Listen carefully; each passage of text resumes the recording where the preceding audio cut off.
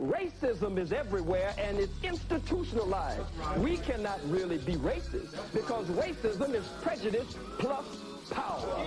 Nothing I say up here nor anywhere in the world will impact stop front.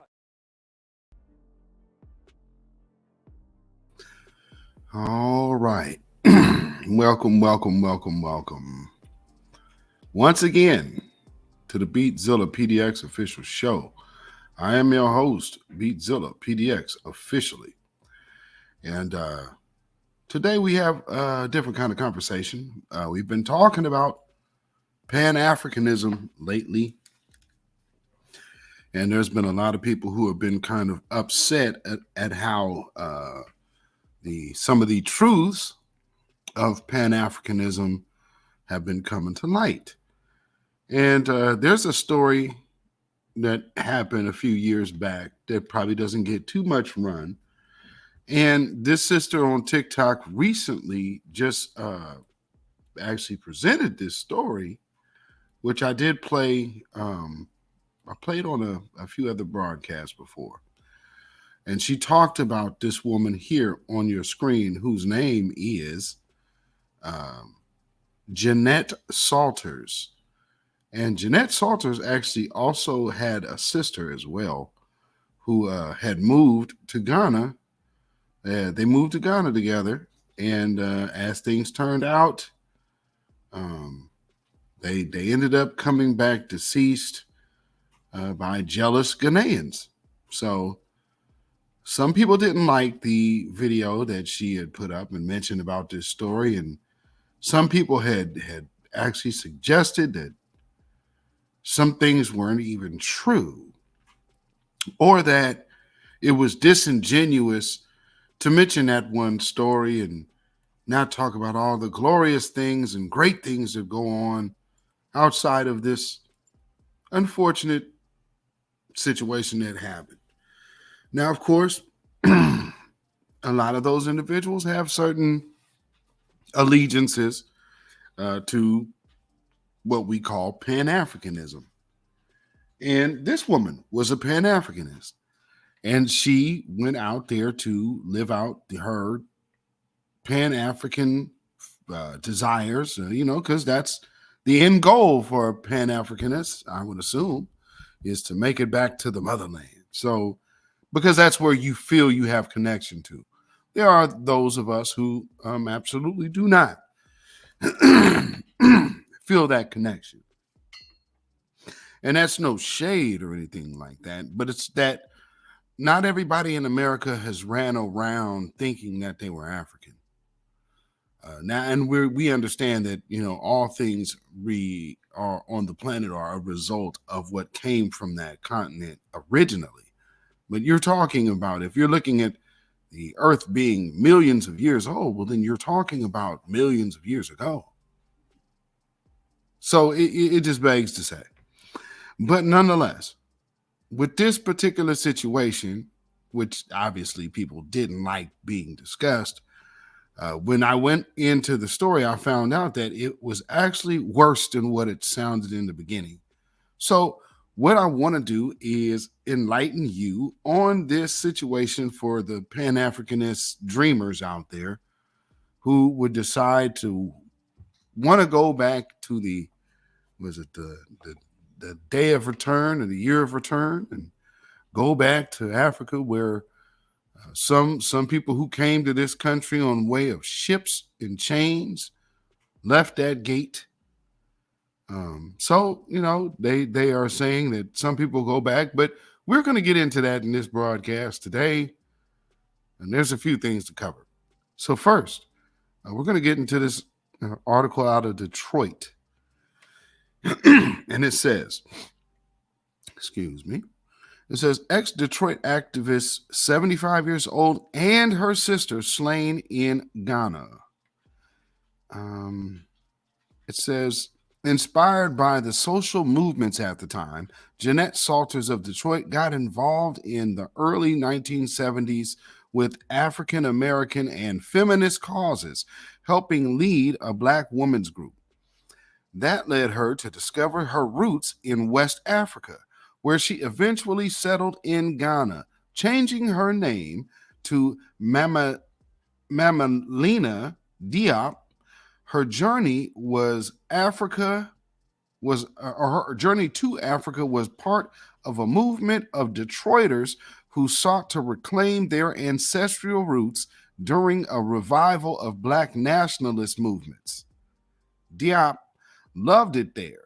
Say friends and family, say friends and family, but this week her body, along with that of her sister Nzinga Jana, were found near their home in Ghana in what may have been killings in a dispute over land.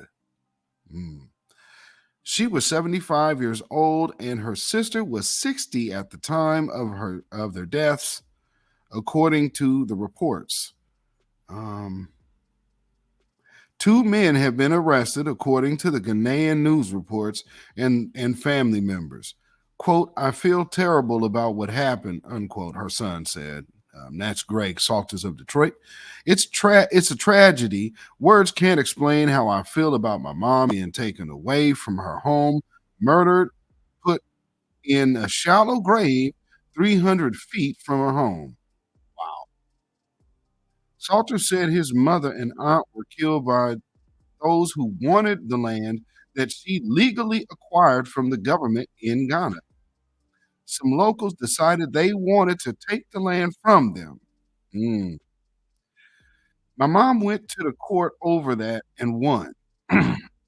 I guess the locals decided they were going to take matters into their own hands. Wow. And decided to abduct and delete both of them. Wow. Let's see. A report on myjoyonline.com said the sisters had gone missing, and the search in their room Tuesday afternoon revealed blood on the floor and blood-stained cudgels believed to have been used in them. Wow. Oh, and wait, I'm sorry. Cudgels believed to that been have used to hit them. I'm sorry. Her dogs had been poisoned several weeks ago, said family members in the media report. The report said the dispute also may have been over who has the authority to be a chief, with others trying to say that the sisters could not legally be chiefs. But family members in Metro Detroit say that story doesn't add up since the sisters could not be chiefs in that area because they were women. Okay. Let's see. Friends and family of Diop mourned her loss, saying it was a tragedy for her to die in a land that she loved so much. Diop had moved back and forth between Detroit and Ghana over the years and was a dual citizen of the United States and Ghana. She was last in Detroit 2 years ago for the funeral of a relative. She loved that place, said Diop's daughter, Cheryl Salters. She loved Africa. The people were nice. I guess at some point in time that was true. Diop's close friend, Thea Simmons of Grosse Pointe Park, was in shock when she heard about the deaths. My mind went blank. I shed some tears. It's beyond a travesty that she should lose her life in her adopted homeland.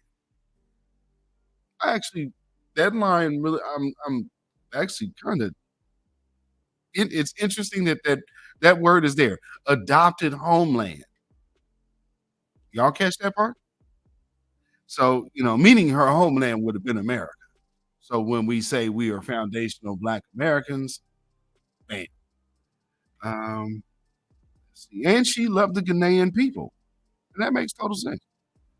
Let's see. Family are now trying to get her body back to the U.S. And mind you, folks, this article is from 2015, I believe. So this is what was going on at the time. It was like breaking news then. So the U.S. Embassy has contacted them to notify them of the deaths of the sisters, said family members. The family is trying to raise money through GoFundMe to ship the sister's remains back to Detroit. Diop was originally from Cleveland, but moved to Detroit as a young woman, said Simmons.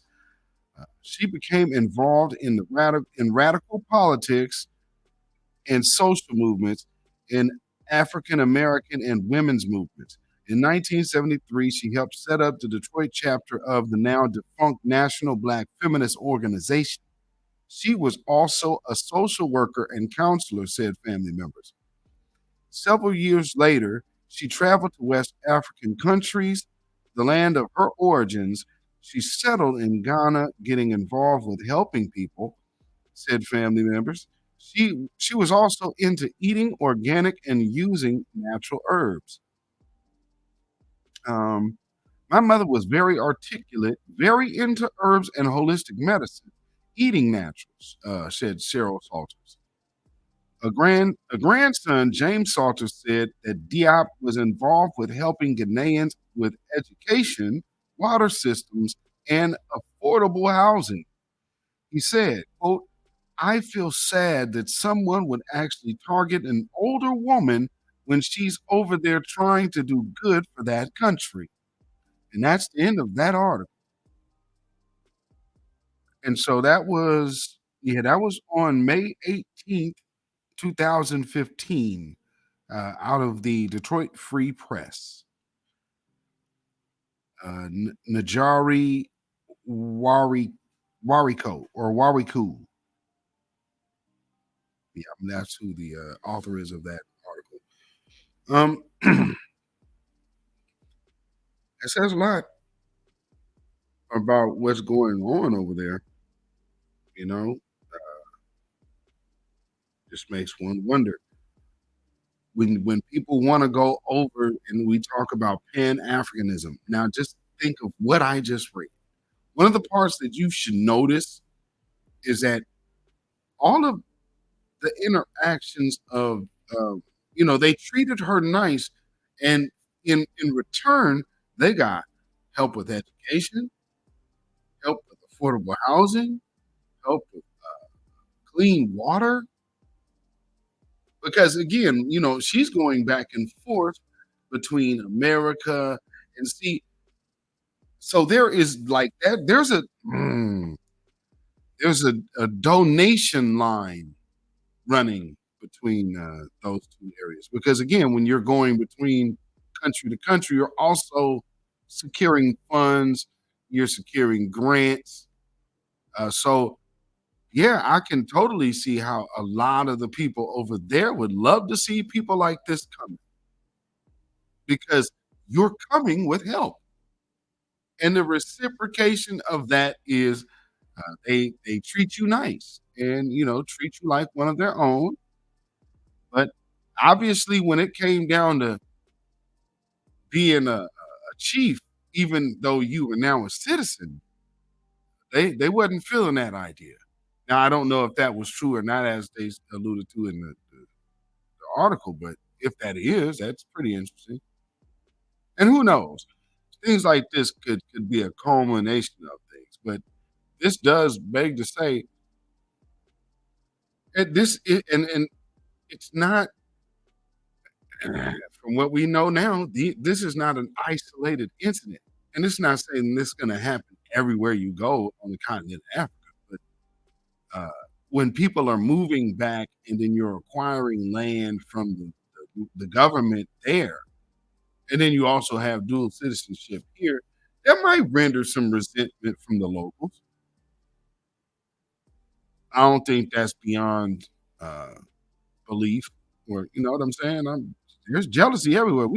You get jealousy very well off in the States. So how much more would it be while you're in another country and they're watching you waltz on into property and land and kind of living good?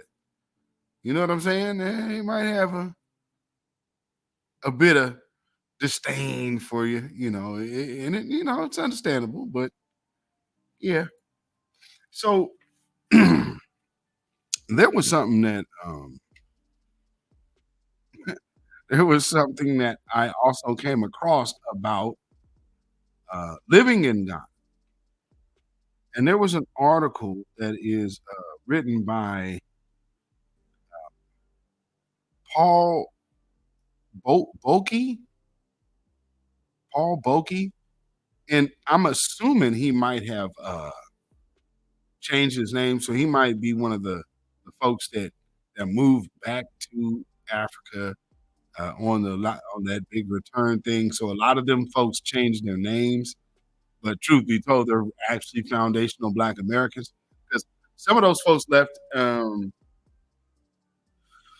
guess some late what 70s, 80s. I can recall, so a lot of name changing and a lot of that stuff was going on around there. Um, excuse me. This says, and this is it's from the Coley. That's the site I'm reading this from. What nobody tells you about moving to Ghana, and I guess that monument you see on the screen, I guess that is one of their big like memorials. It's Nakum. Yeah, forgive me, folks. Nakrumah Memorial Park, the first president of independent Ghana, West Africa. So that is what you're seeing with the statues right there. Which it's a nice looking monument. I can't front on that.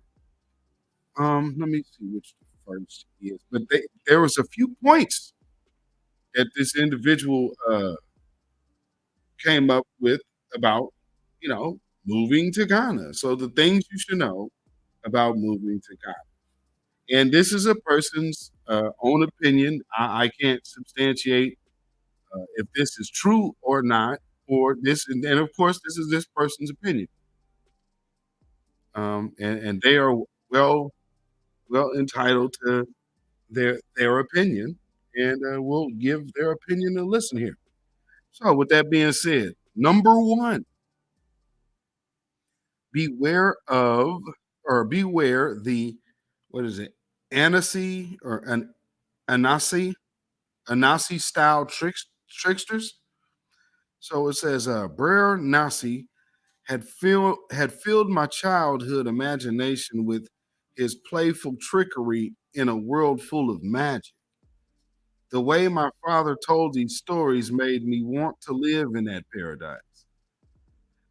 These accent tales from when I was a boy remain the most enduring memories of idle days spent with my old man. Brer Nasi and his double-headed trickery were likely the real catalyst for my ideas about moving to Ghana in the first place. However, the moment you land at Ko- uh, Kodaka International Airport, you're not quite prepared for the kind of tricksters poised to pounce and, quote, chop your money, as they say. Wow. Friends often ask me if I miss living in Ghana, but for me, living in Ghana was extremely stressful. The longer I lived and worked in the country, the more I found the culture and character of its people guided by the kind of Machiavellian mindset that had me reminded of the duplicitous Lago in Shakespeare's Othello. Every Everyone in Ghana is godly. They go to church and pray every day. Yet, yet that crafty spider and Anasi, whatever that. Yeah, so I guess I gotta figure out what that Anasi is. Um, many people will tie you up in a web of lies and sinful deceit without a thread of guilt or any sense of moral consideration. Now, this is just what he's describing of moving to Ghana. Things you should expect when you move to Ghana. Now, just right off of that last part, Doesn't that sound like a tether? I mean, does that not describe the nature of a tether? Yeah, it's kind of make you wonder there. Let's see. Let's see what's next here. So that's number one. Okay. So number two. Let's see. Don't fall prey to the land and letting schemes or scams. Land and letting scams. One of the first things you'll want to do in Ghana is find yourself somewhere to live. You might have to come with the idea of background size, background position. Okay, I don't know what those particular numbers mean. Building your own dream home or setting up a business, you may have been warned about buying land from background size. Oh, okay. Whatever those numbers are, I guess that means something. I don't know what the hell that means. But unscrupulous. Oh wow, they're unscrupulous real estate charlatans, but letting agents are just as much of a bunch of trustworthy hustlers. Young men standing on the street corners, typically hoping for the best of what the wind may blow. Wow. So so you got people over there selling people land that sounds like they said, untrustworthy hustlers. So they're real estate charlatans. That's pretty deep. There are too many stories of rental and real estate scams going on at any one time to keep count.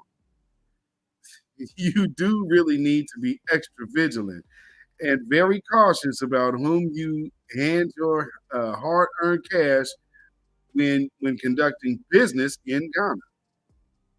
Some landlords demand up to 3 years rent in advance on residential lettings. Oh, okay.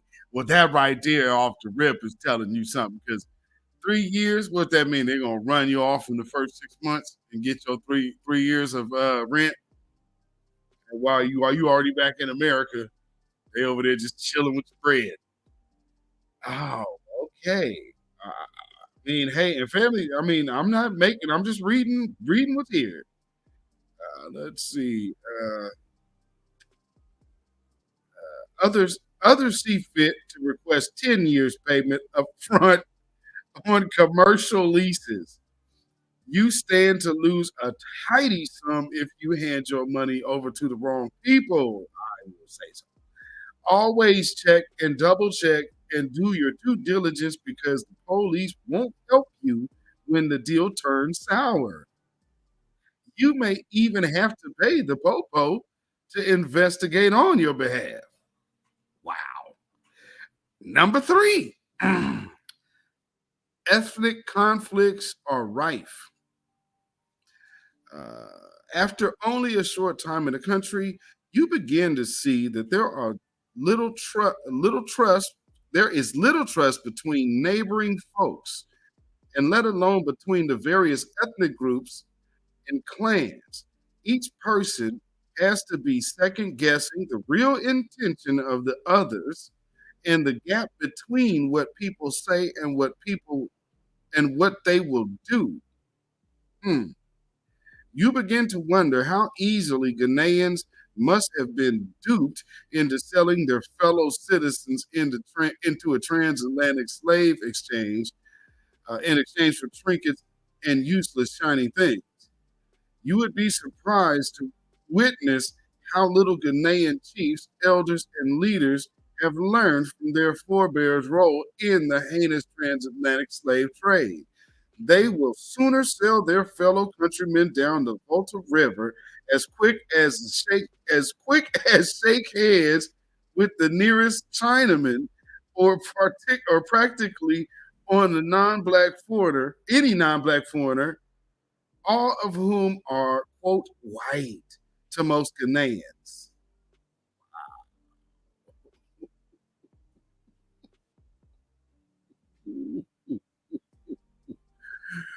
And again, family, this is just this man's experience. I mean, it is what it is. We just, hey, this is the receipt of this individual's Pan African experience, and I had to share the sister. So you're getting two different stories of Pan African experiences in that land of Ghana. Mm, let's see. It is quite disturbing to see for us sons and daughters of the Caribbean. We should we should like to believe that on the surface of things, this insistence in Ghana on peaceful coexistence actually stands for something akin to an unbreakable sense of unity. When you delve into the culture and the way people treat each other, however, nothing could be further from the truth. The Ashanti hate the Akan, who hate the Iu, who despise the Fanti, and so it goes on. Family, they hate each other. They hate each other in their own land, in their own country, on their own continent. They ain't getting along themselves. So that idea of unity that obviously this brother had too, it doesn't exist. It just simply doesn't exist. Now, I wonder how many people can accept that it doesn't exist. You know what I'm saying? Yes. Gotta find. Oh, okay. Let me see. I might not have number 4.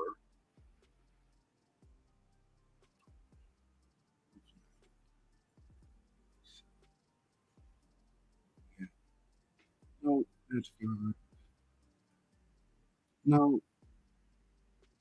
Okay. So no, we'll get there. So let me go ahead and read you number 4. Avoid money hungry businessmen who provide no service. So you begin to learn that far too many Ghanaians will try to profit from that which they have not earned. Too many will beg, steal, and dupe you out of your hard earned living, while others expend all of their energy trying to trying to gain benefit from not providing a service. Mm. Even when you take a business opportunity to a Ghanaian, he won't run with it like a Nigerian might. More often than not, you find yourself having to push the Ghanaian businessman to take the initiative or to what he has to or to do what he has promised. Whereas the Lebanese, Chinese, or Indian will spot a chance and make money in Ghana and be on it like a leech. The Ghanaian is saying maybe tomorrow and will rather complain that foreigners own everything in his country. Oh, this laid back attitude is a striking difference that appears to lack creative thinking, but it's not as if your average Ghanaian is lazy. On the contrary, a Ghanaian will quite often go the long way around to get the job done, toiling all day in the beating sun, for example, when you or I might consider 100 easier ways to make a living or to reach the same objective. So basically, when they say work smarter, not harder, they're the work harder, not smarter crowd, while always having their eyes on a scam.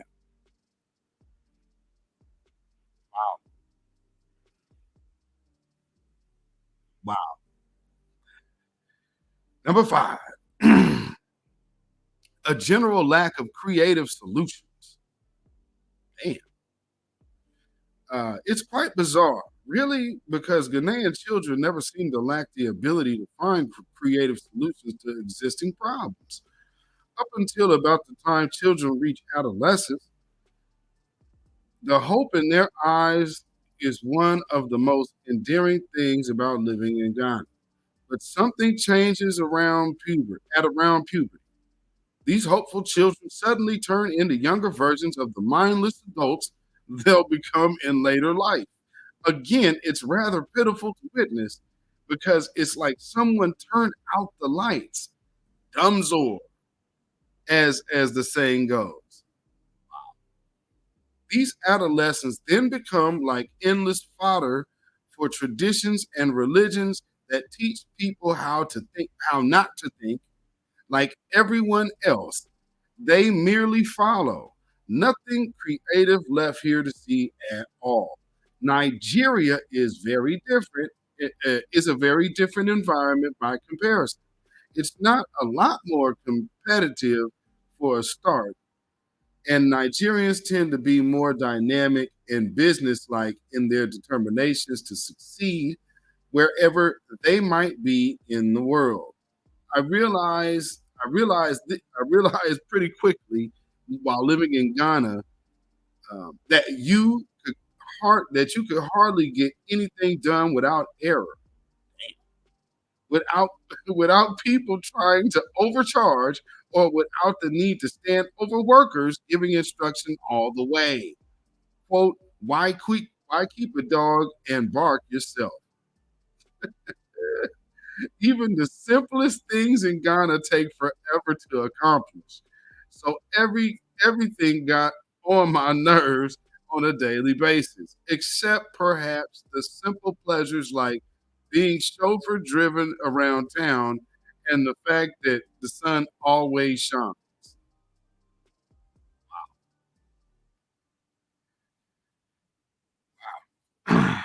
hmm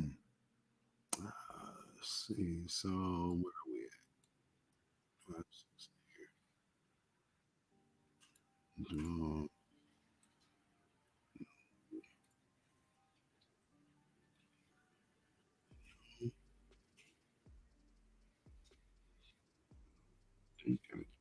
Six. Yeah. No, I don't have six.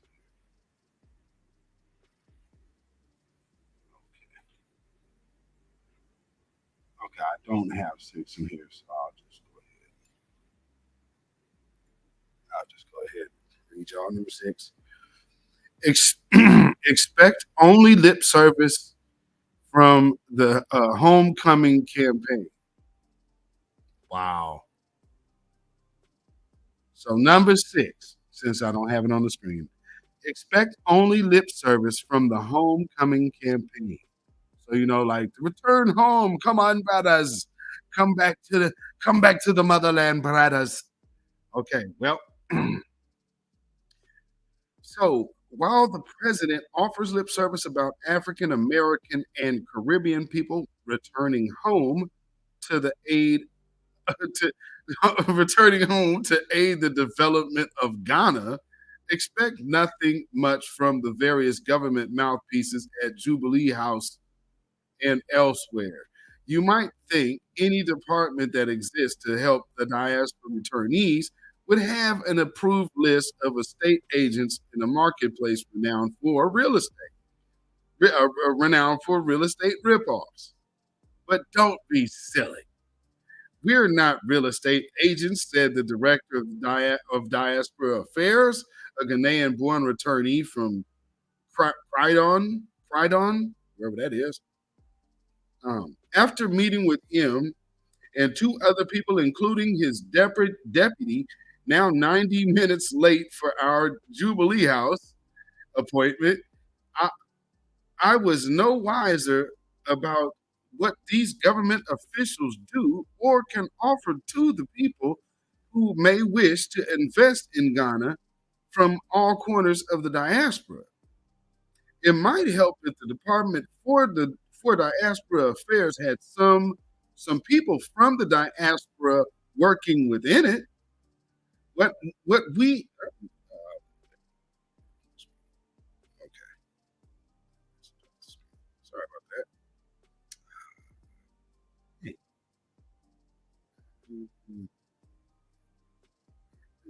that. What we have instead is the usual bunch of locals and fellow Ghanaians returning from England and America to rejoin their various clans in the process of feathering their own nests. So basically, damn everybody else. I, wow. So I mean, hey, that's so when you're hearing you return home, that's what you're getting. That's what you're getting. No, we're not there. Ah, there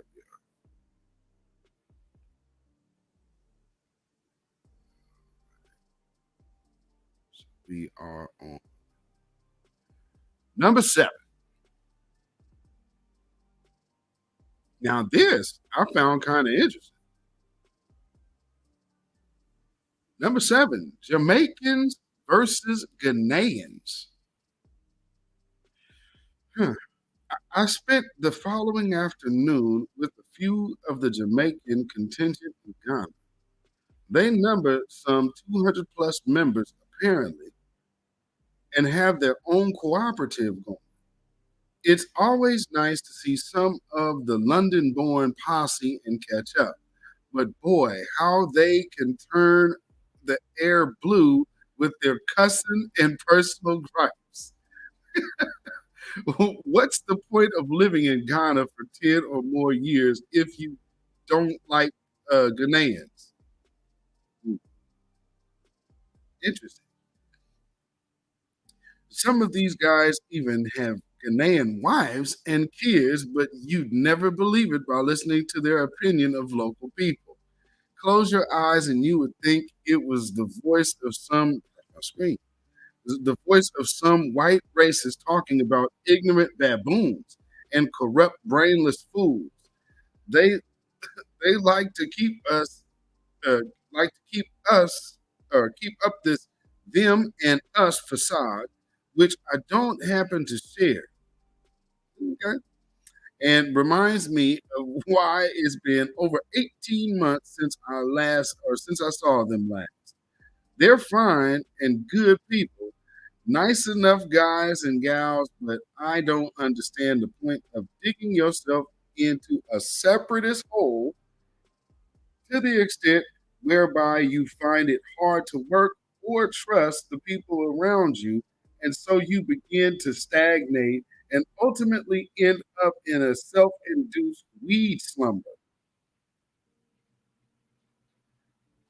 Now, what's funny about this dude has already given his comments about Ghanaians already, but when this individual got to the Jamaicans,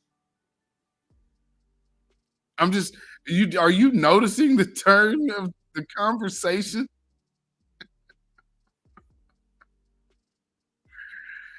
Huh, I can't help but notice the way the energy is shifted. Uh,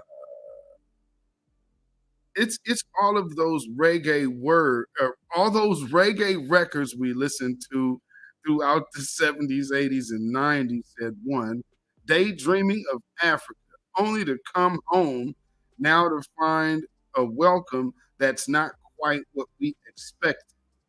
Well, tough effing luck. I see you didn't leave England to move to Jamaica, where the locals there will, will have probably shot you dead by now or bungled your house numerous times because they see you as wealthy returnees. No, I couldn't live in Jamaica at all. They'll tell they'll tell you the place is too violent out there, man. But we reach home now. Mm. And and we not leaving here. Ah, no matter what none of them say. Wow. I just can't help but notice the way the energy shifted when he starts referring to the Jamaicans.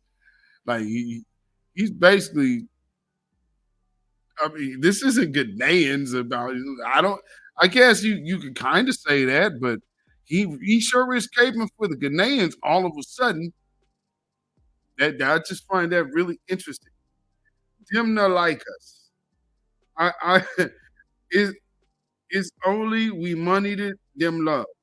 Them them want we to go and leave all we think to them.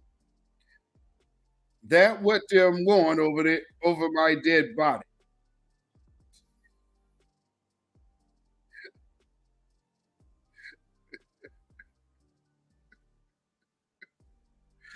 I don't know how I feel about that, but that just that just strikes me as a little capish. I don't know. Maybe it's me. All of these. So let me read number 8. So his attitude towards the Jamaicans, boy, that energy switched quick. Like, good lord, fella, you obviously are harboring some animosity towards your homeland. Hmm. Wow. Or is he Ghanaian, a London Ghanaian? Is that because he's talking about London born? So maybe that's the thing. And so, as I see, you didn't go back to Jamaica. Oh, okay. That, mm, okay. And when we talk about the tethers, just listen to his attitude. Now he's done told you about the. So far, we have already heard about the inner conflicts just within the Ghanaian society itself. Now he's told you that he's basically showing you that the Ghanaians and the Jamaicans ain't getting along. So basically, they ain't getting along with nobody. Uh, let's see. Number 8. What I do miss about living in Ghana? Do I miss living in Ghana?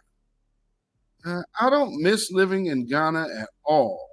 I'd say I'd, I'd say to the people who asked, what what I do miss is living in a tropical environment with with the sound and the feel of nature all around.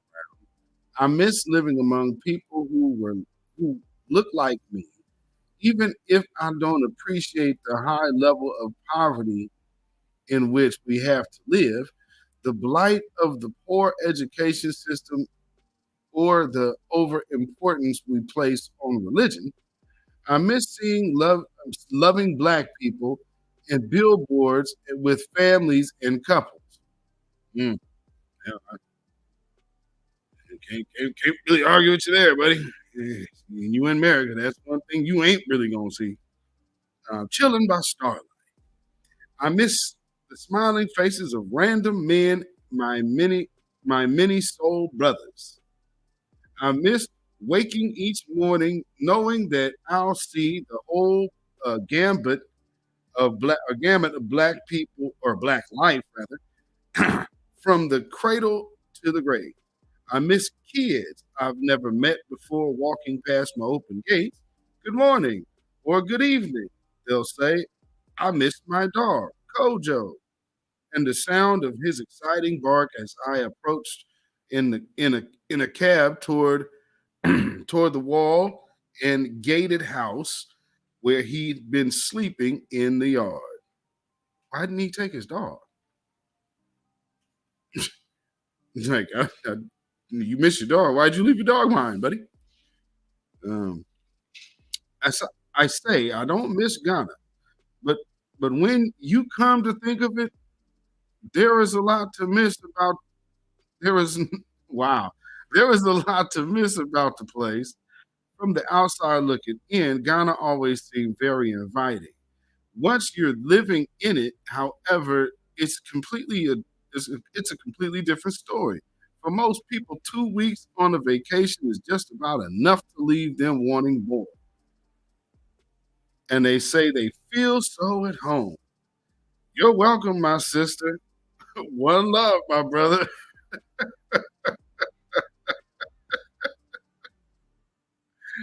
So obviously his idea of going back to Ghana is an absolute negative.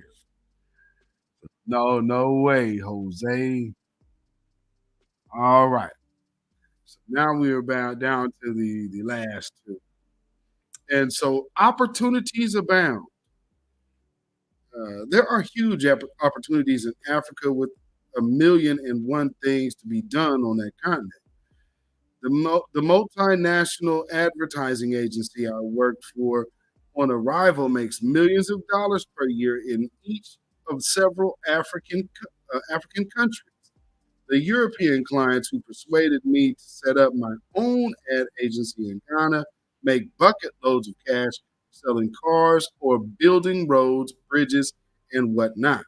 It's easier for them because they can turn off from the high level of poverty or corruption they see around them, and they generally don't associate with local people outside of work. They don't care about the population as we might. They are simply they are there simply to make money and go back to France or wherever. I earned more in Ghana than I ever earned in the UK, but my clients were all non-Ghanaians who paid me well because I provide a reliable quality service. If I were 20 years younger, I might have stayed, but the pace of change is slow in Ghana. I've been going there for 30 years, and little has changed for 80% of the people, while the remaining 20% enjoy it all. Ah, it's really one of the character it's really let's see, oh, it is really only the character of the people that has changed considerably from the days of flight when flight lieutenant Jerry Rawlings ruled Ghana with an iron fist. I barely recognize Ghanaians today as some kind of good-natured people I met back in the 1980s and 90s. Intellectual stimulation is not as readily available as one might like, either, unless, of course, you want to spend your time fraternizing amongst the expat community. So that would be the foundational Black Americans who decided to go do the year of return. So you're gonna have to come back home to go get your intellectual stimulation. Right, it makes sense. Let's see. Okay, it's a similar sense of isolation that returnees experience in the Caribbean because they're on a completely different wavelength on the local population, even if they once lived there as children. It's easier to adapt when you're young, and there are endless opportunities in Ghana if you can stay for the long haul. Africa needs to recruit more Africans from the diaspora if that positive change is ever going to happen for the continent's benefit as a whole. Otherwise, China and others are just queuing up to recolonize it, uh, albeit with full approval from from the 20%. No shit, we definitely seeing that recolonization already. So yeah, that's taking place as we speak. Number 10, our houseboy said it best. Interesting thing. I I was having a conversation just before I left with the young man I employed to help out around the place when he shocked me with an outburst that went something like this. We Ghanaians are cowards, he said. We will argue with you all day about football or anything, but ask us to stand up and fight for our rights, and we'll run home scared to hide in the cupboard with a pillow over our head, shivering in the darkness like a cartoon fool. Perhaps 19 years of military rule under J.J. Rawlings has turned us into scaredy cats. Maybe we were always this way. I'm too young to know. Hmm. Wow. The history books say that we were once fierce and noble warriors. These days, we Ghanaians, we don't like to rock the boat. We don't want people to, or who rock the boat. We don't want people who rock the boat. We talk always of peace as if our silence is a virtue in the face of our national suffering. Wow. While our politicians rob our country and we fear the truth as much as we fear God. Ordinary men avoid trouble, they say. Extraordinary men turn trouble to their advantage. We here in Ghana have become a bunch of soft, servile men, and our women like beasts of burden. Damn. It was the most astute social analyst I'd heard from any son. What is that? I guess anyone. I don't know why that's there. So I typed from any one of the land in 6 years. And to think, I got I got away with paying him a pittance to clean up after my dog. Within weeks of his outburst, he had left my employment to set up his own. We will keep in touch via WhatsApp, but he is unemployed these days, where he lives from hand to mouth like a majority of young people across the country. Poor people in Ghana have the right to be angry, yet we get not a squeak out of them. That's Ghana for you, and we're so proud of her. And those are the 10 things you need to know about living in Ghana. And yeah, it's it does not seem like all it's cracked up to be. Now, of course, we have some people would say, well, hey, you guys are giving the bad sides of it and whatnot. We are looking at how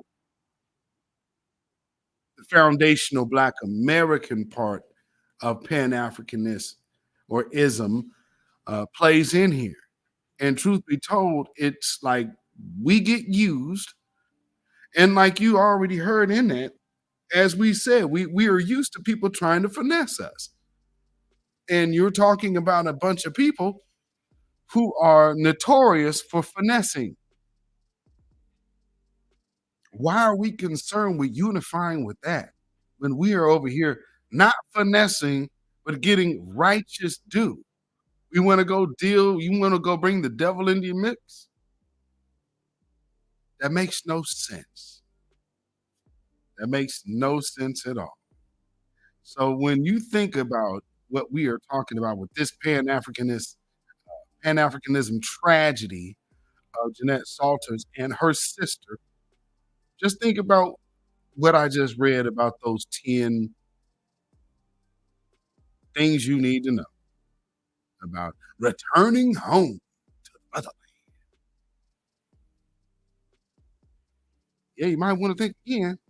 But for those of you who have tried to say that we didn't know what we was talking about, well, I understand. Y'all got Jollof on your mind. And when with the fantasy of what Africa has, how it's been presented. And you got to think, understand this. One of the reasons why Africa is presented to you in the way it is so that you focus on getting somewhere and just leaving your lineage claim behind.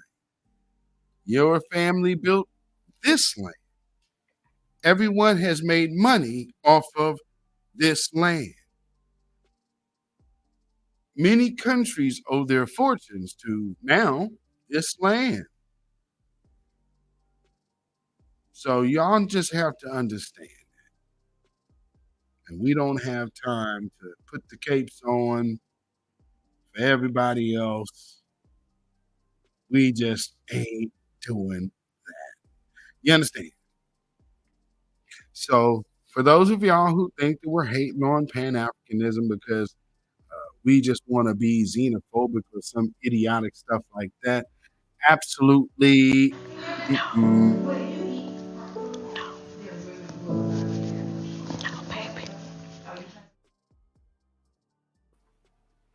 And understand how they're always doing themselves a certain kind of way. They haven't unified among their own group while over here trying to tether themselves to us. How can anybody look at that and say that doesn't look like a finesse?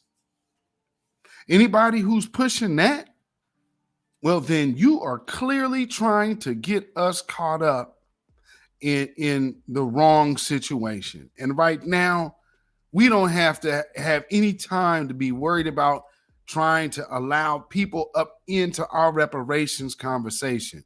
We have got this momentum going. We don't have any time or energy to share with the Johnny come latelys who are only looking to scam and finesse their way up off of our claim.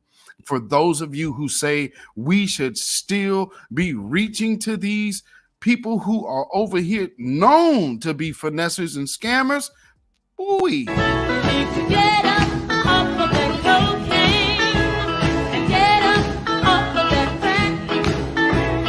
Get yourself together and get your mind back. Yes, indeed, family. So let me know what y'all think about this in the comments below. Please like and share. Please like and share this video. This has been a beatzillapdx official news break. You can follow me on Instagram, Twitter, and Facebook at beatzillapdx. You can email me at ourrealtruth at gmail.com. And of course, if you want to put some money in the bucket by way of donating to this platform, you enjoy the content that you are getting and would like to support, you could do so by the ticker on the bottom, and as well the all the CashApp information and PayPal information will be in the description. So thank you once again for tuning in, family. And we just kept it real. All we did was just, gave you the stories as they are. You understand? We didn't put no extras on it. We just left it what it is. So do with this what you will. But you can't call me a hater. This is just the truth. And so with that being said, y'all stay black, stay vigilant, stay alive. Black first. Shalom.